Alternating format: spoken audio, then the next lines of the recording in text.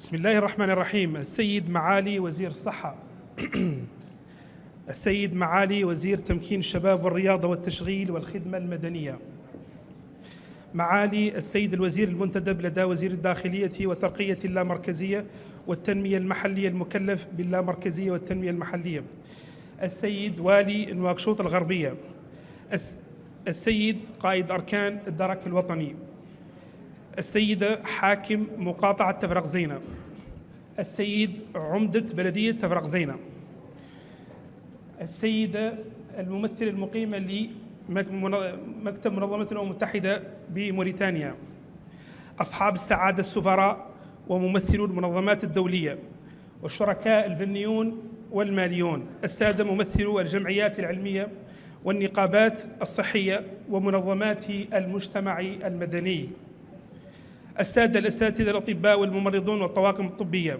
السيدات والسادة أيها الجمع الكريم، يشرفني ويملأني اعتزاز كبير أن أقف أمام هذا الجمع الكريم في يوم سيبقى علامة فارقة في مسيرة الصحة النفسية ومكافحة الإدمان في موريتانيا.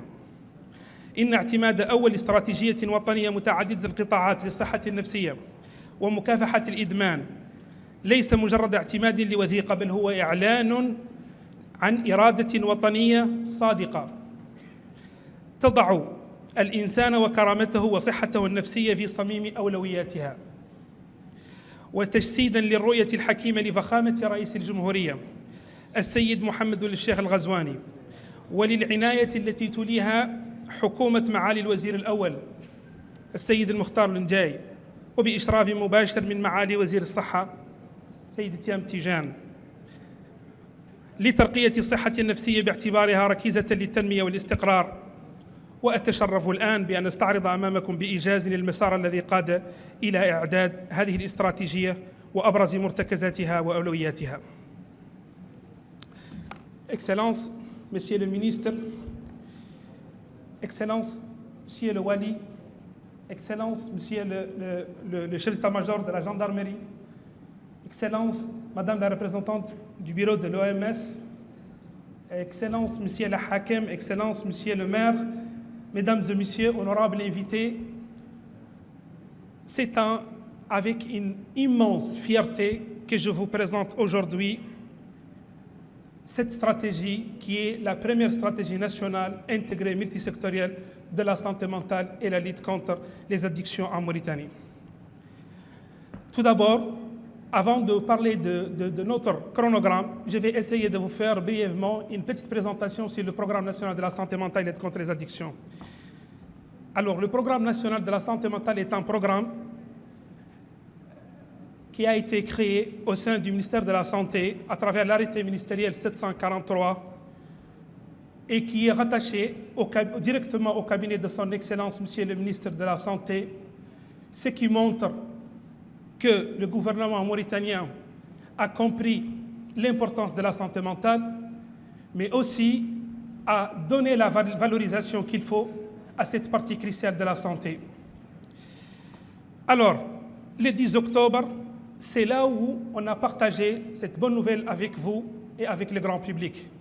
On a fait le lancement des travaux de l'élaboration de la stratégie nationale lors de la célébration de la Journée mondiale de la santé mentale le 10 octobre en octobre 2025. Puis, en novembre 2025, on a commencé le travail sur le terrain à travers une analyse situationnelle qui nous a permis à avoir une idée, à avoir un diagnostic positif de ce qui concerne les enjeux en termes de la santé mentale et la lutte contre les addictions en Mauritanie. En mars 2026, un comité multisectoriel a été élaboré et il faut savoir que ce comité des experts multisectoriels est composé de plus de 50 experts qui ont mené un travail exemplaire, qui sont vraiment motivés et qui ont fait un effort extraordinaire qui mérite d'être gravé dans la mémoire collective. Un grand remerciement pour eux.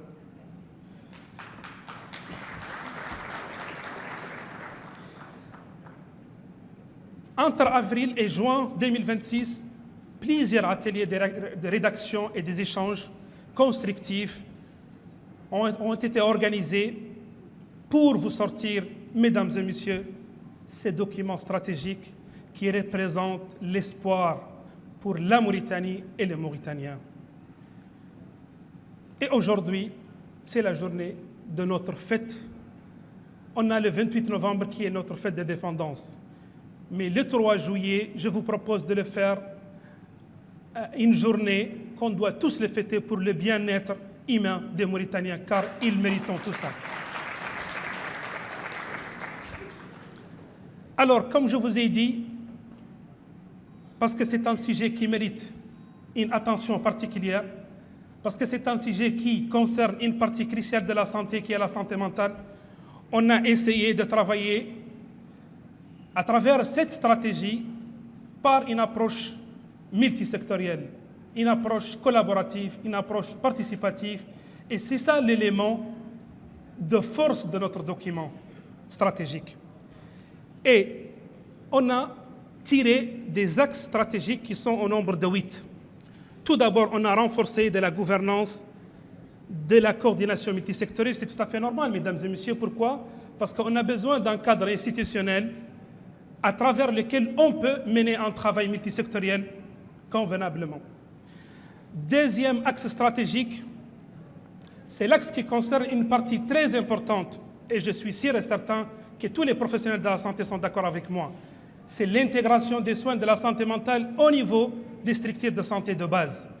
Mesdames et messieurs, c'est le moment d'arrêter et de travailler sur cette décentralisation des soins de la santé mentale qui sont seulement réservés à Nouakchott. Les gens de Néman, les gens de Guidimara, les gens de Zouérat, les gens d'Atar ont même le droit, d'une manière équitable, d'avoir l'accès aux soins de services de santé mentale. C'est pour cela qu'on a tiré cet axe comme axe stratégique qui vise à intégrer les soins de la santé mentale au sein des soins de santé de base.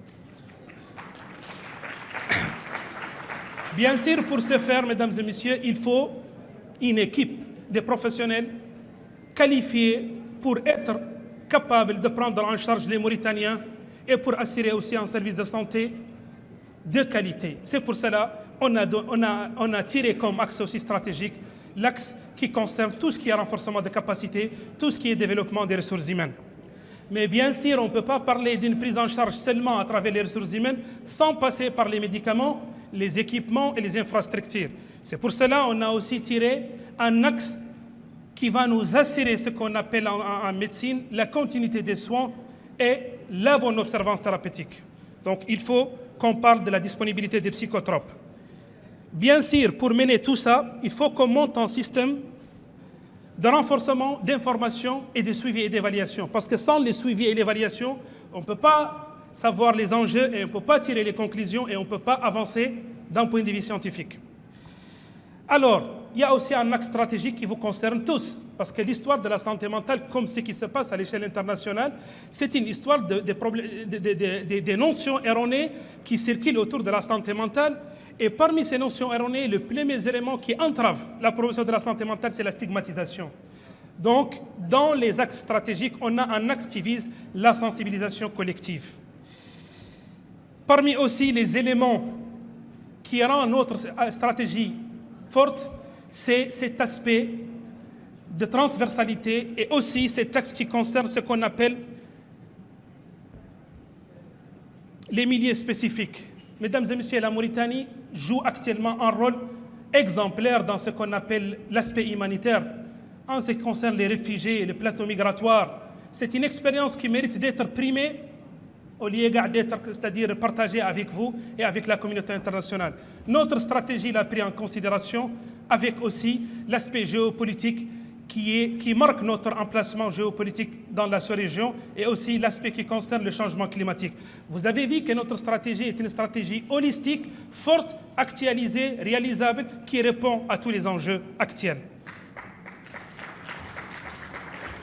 Bien sûr, pour faire tout ça, mesdames et messieurs, il faut qu'on assure les moyens. Donc c'est pour cela qu'on a tiré comme axe stratégique le financement durable et innovant. Comme je vous ai dit, l'histoire de la santé mentale, et vous l'avez bien prouvé aujourd'hui. Un grand merci avec vous, Excellence, messieurs les chefs des corps de l'armée, messieurs le Wali, madame le Hakem, monsieur le maire, vous tous les élus, vous avez prouvé pour les Mauritaniens qui souffrent sous les tentes, qui sont ligotés, qui sont stigmatisés, qu'aujourd'hui, on va commencer l'espoir, et cette partie sombre de souffrance, on ne va pas la tourner, on va la déchirer. Donc, c'est une stratégie multisectorielle. C'est une stratégie multisectorielle qui vous concerne tous. La justice, la jeunesse, les forces armées, la sécurité, les affaires sociales, vous, la société civile, les élus, les politiciens, les experts en santé. C'est l'histoire de l'être humain. Alors, vous imaginez à quel point on est concerné par cette problématique. Alors là, on est arrivé à l'élément clé, le coût de cette stratégie. On est tous d'accord que la santé n'a pas de coût. Mais je vous invite, mesdames et messieurs, à changer le mot dépense par le mot d'investissement. Pourquoi? Parce que cette histoire, c'est une histoire très particulière. Quand on investit dans la santé mentale, on investit dans la cohésion sociale, la stabilité familiale, la sécurité, le développement durable. Donc vous voyez, n'a pas de coût et c'est quelque chose qui mérite d'être accompagné et d'être soutenu. Donc on a programmé pour cette stratégie durant les 5 ans, un budget de 157 811 984 Ouguiya Emery. En dollars, 4 370 $838 américains comme budget. Vous avez vu réparti sur les 5 ans. Excellence, Monsieur le Ministre, honorable invité, avant de terminer ma présentation, il faut que je remercie nos partenaires. L'OMS, l'AFD, le Hilal Ahmar al-Mauritani, Croix-Rouge français, Enabel, Bnoussina, Laborex, Medipol, Memisa, Terre des Hommes, Cosmos Énergie, Union Européenne, l'UNICEF et Tafqif al-Sahi. Pourquoi? Parce que on vous remercie infiniment et vous avez prouvé que la Mauritanie mérite d'avoir un sentiment de bien-être durable. Merci beaucoup, mesdames et messieurs.